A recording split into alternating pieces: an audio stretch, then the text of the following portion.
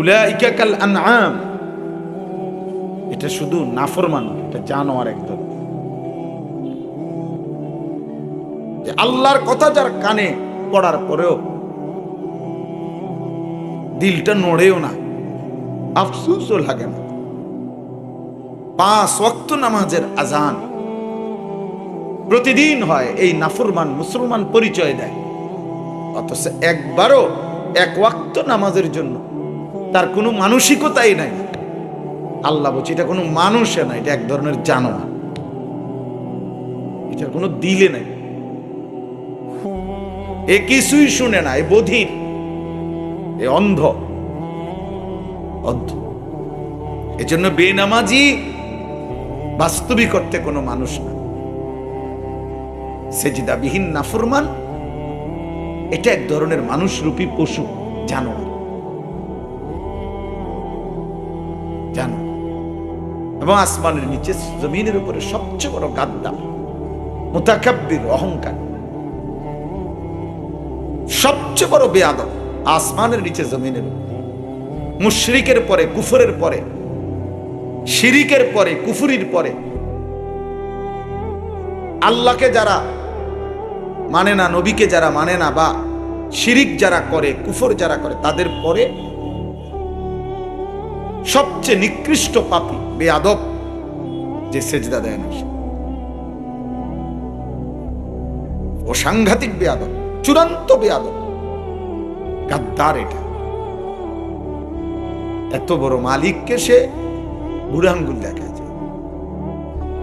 যে আপনি আমাকে সব দিলেন, আপনাকে আমি সেজদা দেব। এজন্য আল্লাহকে না চিনা, আখিরাতকে না চিনা, নিজের আত্মপরিচয় না চিনা, খোদার কসম বাপ, জীবনের সবচেয়ে বড় ব্যর্থ। ভাত খাওয়া আপনি 3 বেলা না, আপনি প্রতিদিন বালতি দিয়ে ভাত খান, মনে করে এটা কোনো সফলতা না। আতি এর চাইতে বেশি, তিমি এর চাইতে বেশি। আপনি ডেইলি গুস্ত দিয়া ভাত খান, তো 1 বেলা না, মনে করেন জঙ্গলের বাঘ যদি 20 বছর বাঁচে, 30 বছর বাঁচে, প্রতি বেলায় গোস্ত খায়। জীবনের সবচেয়ে বড় ব্যর্থতা, মালিক না চিনা, রব না চেনা, সৃষ্টিকর্তাকে যে চেনে না, আল্লাহকে যে চেনে। এত বড় আসমানি কিতাব যার হৃদয়ে নাড়া দেয় না, আজান যার হৃদয়ে নাড়ে না, নাড়া দেয় না, আল্লাহর নবী সাল্লাল্লাহু আলাইহি ওয়াসাল্লামের কথা, কোরআনুল কারীমের তিলাওয়াত যার দিল নড়ে না, ওই কোনো মানুষের, ওইটা মানুষের কোনো আইটেম। এই ভারতীয় উপমহাদেশে একজন বড় বুজুর্গ ছিলেন, অনেক বড় মুজাহিদ ছিলেন এক জামানায়, সৈয়দ আতাউল্লাহ শাহ বুখারী রাহমাতুল্লাহ আলাইহি, জগৎ বিখ্যাত মনীষী ছিলেন। ওনার জীবনীর মধ্যে আছে, হিন্দুস্তানে তিনি যখন ওনার হায়াত থাকাকালীন এরকম ভরা মজমাতে আল্লাহর কোরআন তেলাওয়াত করতেন, তো হিন্দুরা এবং গান বাদ্য করত যারা, হিন্দুরা চলতি পথে দাঁড়িয়ে যেত, আর সৈয়দ আতাউল্লাহ শাহ বুখারী রাহমাতুল্লাহর জবানে কোরআন শরীফ শুনত। নবী সাল্লাল্লাহু আলাইহি সাল্লামের যত সাহাবী কালেমা পড়ছে, মনে করেন প্রত্যেকটা সাহাবী কালেমা গ্রহণ করার আগে তো ছিল কাফের, প্রত্যেকটা সাহাবী কালেমা গ্রহণ করার আগে তো ছিল গুনাহে ডুবা। তো ইনারা কুফরি অবস্থায় তো আল্লাহর কোরআন শুনছে, মানে নবীজি যখন প্রথম ওনার সামনে পেশ করছে, কোরআন শুনাইছে, তখন ওনারা কুফরি অবস্থায় না, তাহলে কুফরি অবস্থায় তাদের দিল নরম হয়ে গেল। আজ 20 বছর এই ছেলে পরিচয় দেয় নিজের মুসলমান, তার বাবা মা মুসলমান, অথচ এই নাফরমানের দিলে আল্লাহর কোরআন একটুও নড়ে না। এটা কি ধরনের মানুষ? কি মনে হয় বলে? যেদিন ওমরের দিল নড়ছে আল্লাহর কোরআন শুনে, ওই সময় তো সে কুফরিতে ছিল। বুঝেন নাই কথাটা? কোরআন তো কাফেরের দিল নাড়ায় দিছে। কোরআন তো হিন্দু বুদ্ধের দিল নাড়ায় দিছে। এই ভারতীয় উপমহাদেশে এই বিপুল পরিমাণ আউলিয়া বুজুর্গ, মুসলিম বণিক, ব্যবসায়ী, ওনাদের ঈমান, আমল, তাকওয়া, আখলাক, আল্লাহর কোরআনের তিলাওয়াত, নামাজের সেজদা দেখে এই উপমহাদেশের লাখো কোটি কোটি মানুষ কালেমা পড়ে মুসলমান হয়েছে। এটাই ইতিহাস। ইউরোপের বেঈমানরা আজীবন প্রচার করে গেছে যে ইসলাম তলোয়ারের জোরে প্রতিষ্ঠিত হয়েছে। বেঈমান তোরা হয়তো কোনো দেশ অস্ত্রের জোরে, বোমার জোরে দখলে রাখতে চাও, মুসলমান কোনোদিনও অস্ত্রের জোরে, তলোয়ারের জোরে না, বরং প্রয়োজন মাফিক জিহাদ, এটা আল্লাহর বিধান হিসাবে সর্বদাই ছিল, আছে, থাকবে। কিন্তু মুসলমানের তরবারিও যেমন ছিল, জিহাদও যেমন ছিল, উত্তম আখলাক, নীতি, নৈতিকতা, চারিত্রিক পবিত্রতা, বিশুদ্ধতা এবং লেনদেনের স্বচ্ছতা, ঈমান, আমল, তাকওয়া দেখে এই উপমহাদেশের লাখো লাখো বেঈমান কালেমা পড়ে মুসলমান হয়েছে। এই জন্য দোস্ত আমার সাফ কথা, 2 দিন ব্যাপী মাহফিল, অনেক বুজুর্গ উলামায়ে কেরাম আসবেন, কথা বলবেন, বলছেন, আরো বলবেন ইনশাআল্লাহ। কিন্তু এই নওজোয়ান ভাই, তোমাদের কাছে বলি ভাই, কোরআন যদি তোমার দিল না নাড়ায়, আজান যদি তোমার দিল না নাড়ায়, আল্লাহর কথা যদি কোনো অনুভূতি না জাগায়, তো তুমি মানুষ কিনা আরেকবার দেখো, তুমি আরেকবার দেখো, নিজের আরেকবার খবর নিও। কোনো ভালো বিবেকবান মানুষকে জিজ্ঞাসা করো যে তুমি মানুষ কি, মানুষ কি? আরাআইতা মান ইত্তাখাযা ইলাহাহু হাওয়াহু আফা আনতা তাকুনু আলাইহি ওয়াকিলা। আল্লাহ তাআলা বলে, বন্ধু, মনের চাহিদাকে যে তার নিজের খোদা বানিয়েছে, আল্লাহর বিধান, আপনার বিধান, আপনার কথা, কিসের কোরআন, কিসের সুন্নাহ, কিসের ইসলাম, কিসের আল্লাহর কথা, কিসের নবীর কথা বাদ দাও, আমার মনে যা চায় তাই আমার জীবন। এই নিজের মনের চাহিদা যার খোদা, ইলাহ, আল্লাহ বলছে, বন্ধু, আমি আল্লাহ বলে দিলাম, ইনহুম ইল্লা কাল আনআম, তাদের পরিচয় আর কিছুই নয়, শুধুই জানোয়ার। ইনহুম ইল্লা কাল, এই ইন ইনে নাফিয়া, ইল্লা নফি ইস্তিসনা, হসর বুঝায়, তাদের পরিচয় আর কিছুই নয়, শুধুই জানোয়ার। এজন্য শুধু নফসের চাহিদা যে পূরণ করে, আল্লাহর বিধান, হালাল হারাম, জায়েজ না জায়েজের পার্থক্য জ্ঞান যার মধ্যে নাই, খোদার কসম আল্লাহ বলছে তার পরিচয় শুধুই জানোয়ার। ওটা শুধুই জানো। অগণিত যুবক, তোমরা আমার লগে বুঝছো প্রয়োজনে, হ্যাঁ, 2টা শব্দ 3 লাইন শুদ্ধ কথা বলে অনেকে, চরিত্র নাই, আখলাক নাই, রাতভর নারী দেখে, ছবি দেখে, উলঙ্গ দৃশ্য দেখে, প্রতি মাসের আয় সব হারাম, সুদের টাকা, কিস্তির টাকা, 2 নম্বরই টাকা, লোনের টাকা, সব হারাম, সব হারাম। স্ত্রী বেপর্দা, নিজেও চলে গুনার মধ্যে, নাটক দেখে, সিনেমা দেখে, নর্তকী দেখে, দুনিয়া যা মন চায় তাই ভোগ করে। কিসের নামাজ, কিসের সেজদা, কিসের পাক না পাক, হালাল হারাম, পার্থক্য জ্ঞান নাই। এমনি ভদ্রলোক, কিসের ভদ্রলোক, কি কারণে? ওই যে শুদ্ধ কথা কয়, মাঝে মাঝে ইংরেজি কয়, কেমন আছেন, ভালো আছেন আঙ্কেল, কোনো কষ্ট হয়নি তো? হ্যাঁ, আঙ্কেল আব্বুর কাছে এসেছেন? আঙ্কেল আব্বু তো একটু আগে বের হয়ে গেল। ও ছেলে কি ভদ্র, ছেলে তো খারাইয়া মতে, ছেলে তো সারা রাত মোবাইলে নর্তকী দেখে, ছেলে তো আজকে 5 বছর ধরে বিবাহ বহির্ভূত এক মেয়ের সাথে হারাম সম্পর্ক। হ্যাঁ, ও তো অসৎ, চরিত্রহীন, লম্পট, বেবিচারী, জিনাকার। বিবাহ বহির্ভূত ছেলে মেয়ের সম্পর্ককে কোন শব্দে, ভদ্র কোন শব্দ দিয়ে পরিচয় দেওয়ার কোনো সিস্টেম নেই। আমি যাই লেখাপড়া এলাকার হুজুরে জিগাই না, আপনাকে দেশের হুজুর, হতেই পারে না।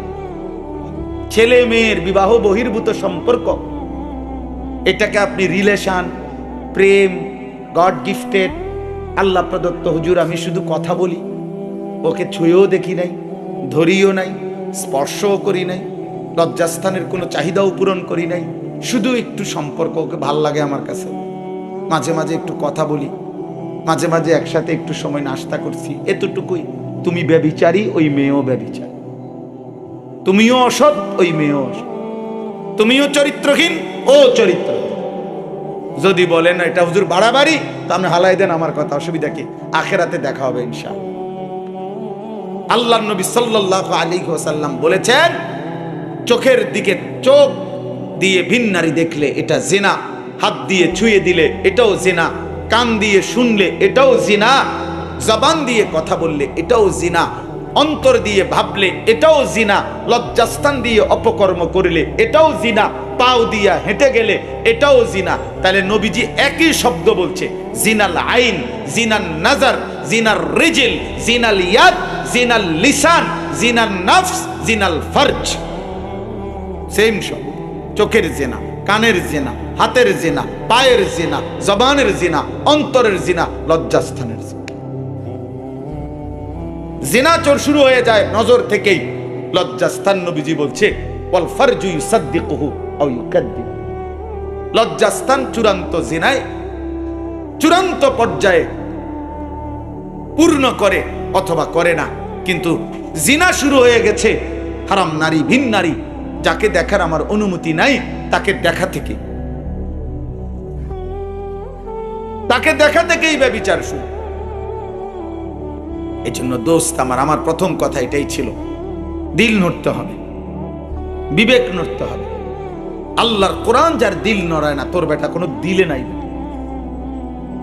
আল্লাহর কোরআন দেখে দেখেও, আল্লাহর কোরআন দেখে দেখেও শুদ্ধ যে পড়তে পারে না, তোর বেটা কোনো জবানে নাই, তো বোবা বেটা, বোবা বেটা।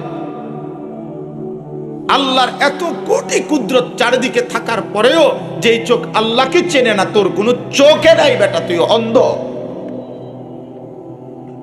অন্ধ বেটা। তুমি বুঝছো কেবল জীবনের মানে খাও আর পেশাব করো আর যৌন চাহিদা পূরণ করো আর ঘুম যাও, এক বেলা উপার্জন আর এক বেলা বিনোদন। কোটি কোটি মানুষের জীবনে এরা বুঝছে এটাই, এক বেলা উপার্জন করবে, এক বেলা বিনোদন করবে। অর্থাৎ 8 ঘন্টা 10 ঘন্টা ডিউটি করে, চাকরি হোক, ব্যবসা হোক, দোকান হোক, মাথার ঘাম পায়ে ফেলে উপার্জন করছে। এরপরে 3টার পরে, 4টার পরে, 5টার পরে, আসরের পরে মনে করেন এই থেকে নিয়ে এবার রাত 11টা পর্যন্ত হয় গান, নয় নাটক, নয় সিনেমা দেখতেছে, নয় মোবাইল টিপতেছে, নয় আপনার আড্ডা দিতে আছে, নইলে গপ মারতে আছে, নইলে কোথাও বেড়াইতে গেছে, নয়তো ছবি উড়াইতে আছে। এই না হুজুর বলে, বাকি টাইম কি বিনোদন, আর এক বেলা হলো উপার্জন, খালাস। এই দুয়ে মিলে প্রতিদিন রাত যায়, ভোর হয়, ভোর হয়, সন্ধ্যা। আহা, আল্লাহ কোথায়, আখিরাত কোথায়, কবর কোথায়, মৃত্যু কোথায়, জাহান্নাম থেকে বাঁচবে কে, জান্নাতে যাবে কে, মিজানের পাল্লায় নেকি ভারী হবে কেমনে, ফুলসেরাত পার হবে কিভাবে, এগুলো কোনো বিষয় না, এগুলো মোল্লাদের বিষয়। আজারিয়া হুজুর যারা বেউকুফ হুজুর, বেলা এই যারা পড়ালেখা করছে জেনারেল লাইনে, অথচ নামাজ নাই, সেজদা নাই, আখিরাত নাই, বন্দিগি নাই, 16 বছর পড়ার পরেও আল্লাহর কোরআন পড়তেও পারে না। এই ভাই স্পষ্ট কথা, তোমাদের জীবনেরও এটাই উদ্দেশ্য। এখন কয়দিন পড়ো, আগামী কয়দিন উপার্জন করবা, এই দুইটা মিলাইয়া দুনিয়ায় মৃত্যু পর্যন্ত সমান সমান কইরা কবরে যাইবা। সব কবর যাওয়া মানে শেষ, আর কিছু নাই।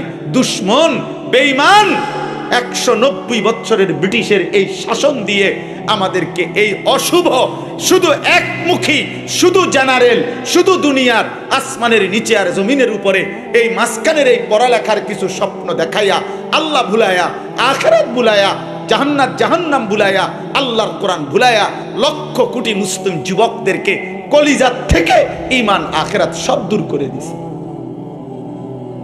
আরে বুঝায় দিছে, আরে বুঝায় দিছে জীবনের স্বপ্ন একটাই। এখন 12 বছর পরও 10 বছর পড়ো, আরো পড়ো, আরো পড়ো, আরো সার্টিফিকেট নাও, আরো নাও, আরো নাও, আরো নাও, আরো নাও। আগামীতে ভালো চাকরি হবে, একটা সামাজিক স্ট্যাটাস হবে, একটা ভালো ফ্যামিলিতে বিয়ে করতে পারবে, একটা বিল্ডিং করতে পারবা, আশা করি 50-60 লাখ টাকা দামের একটা গাড়ি চালাইতে পারবা, এবং একটা সামাজিক অবস্থান নিয়ে দুনিয়ায় সম্মানের সাথে চলতে পারবা। তো এই মিলাইয়া আগের টাইমটাও দুনিয়া, এখনকারটাও দুনিয়া। আখেরাত, আখেরাত কি? টাকা 30,000। অসংখ্য বড় লোক, ভদ্রলোক, অসংখ্য জেনারেল শিক্ষিত, অসংখ্য সম্পদশালী ব্যক্তি সবাই মিলে মনে করে আখেরাত মানে হইল কিছু দান সদকা। এতটুকু করে কয় আখেরাত। এতে টাকা দিছি মসজিদে 30,000। আমার তো কত ভদ্রলোক বলছে জীবনে সমস্ত সুদের লেনদেন, পুরাটা শরীর তার সুদে। তে যে হাসে, লোনে হাসে, কানলেও লোন, গাড়ি বাড়ি বাজার সদাই পুরাটা বডি লোন, সুদে। আর কিন্তু দোয়া, হুজুর দোয়া করবেন, গ্রামে একটা এতিমখানা দিছি, 60 জন ছেলে এতিমখানা খায়। আখেরাতের বুঝ করে রাখছে। ওই যে 60 জন বাচ্চা যে কি খায়, এতিমখানায় ভাত খায়, এই জান্নাত। আখেরাতের বুঝ করছে, আর নিজে সুদ খায়। বুঝছেন? অথচ দান সাদাকা তো গুনাহ না, সওয়াব ঠিক আছে, কিন্তু এটা তো একটি আমল। কথা বুঝেন নাই? বলেন দান সদকা এটাই পুরা ইসলাম, না এটা একটি আমল? 100 কোটি টাকাও যদি দান করে তাহলে একটি সেজদার মোকাবেলায় যথেষ্ট হবে তো? মানে 1 ওয়াক্ত নামাজ ছুটে গেল, মাগরিবের ফরজ, বিনিময়ে আমি 100 কোটি টাকা দান করলাম, সমান সমান হবে তো? তো 100 কোটি টাকা আমি দান করলাম, কিন্তু আমি 10 কোটি টাকা সুদ খাইলাম, তো এই 10 কোটি টাকার সুদ যেই গুনাহ, এটা আমার 100 কোটি টাকার দানের দ্বারা এটা মাফ হয়ে যাবে তো? তাইলে আখেরাতকে আমরা, নওজোয়ান ভাই তোমরাও আজকে মামুলি, অনেকে তোমরা অনেক কিশোর যুবক ছেলে, তোমাদের মাথায় অনেকের যে আখেরাত মানে শুধু শুক্রবারের জুমার নামাজ, 2 রাকাত নামাজ। ইমাম সাহেব যতক্ষণ নামাজে না দাঁড়ায়, নিয়ত না বাঁধে, অতক্ষণ পর্যন্ত ওই মসজিদে যদিও ঢোকে, কিসের খুতবা, কিসের ওয়াজ, ওর ধান্দা নিয়ে আসে। হয় মোবাইল টিপতেছে, নয় পাশের জনের সাথে কথা বলতেছে, বিরাট বুদ্ধিজীবী বুঝাইতেছে কিছু না কিছু। ইমাম সাহেব বেচারার 45 মিনিটের বয়ান, এটাও শেষ, খুতবা হইছে মাঝখান দিয়া, এটাও শেষ, কোনো কিছু তার পরোয়া নাই, কারণ এগুলো তো তার চাপটার না, তার তো আখেরাত বলতে কিছু নাই, তার তো হলো দুনিয়া। তো বলে শুক্রবারে আসলে কেন? ওই যে মানুষে কানা ঘুষা করবে যে তুই তো এমন আবু জাহেল, তুই তো কদ্দুর শুক্রবারেও পশ্চিম দিকে আসার খাস না, তোর মতো অজাত মুসলমান হয় কেমনে? এই কথাটা যদি কেউ না বলতো তাহলে এই নাফরমান শুক্রবারেও যাইতো না।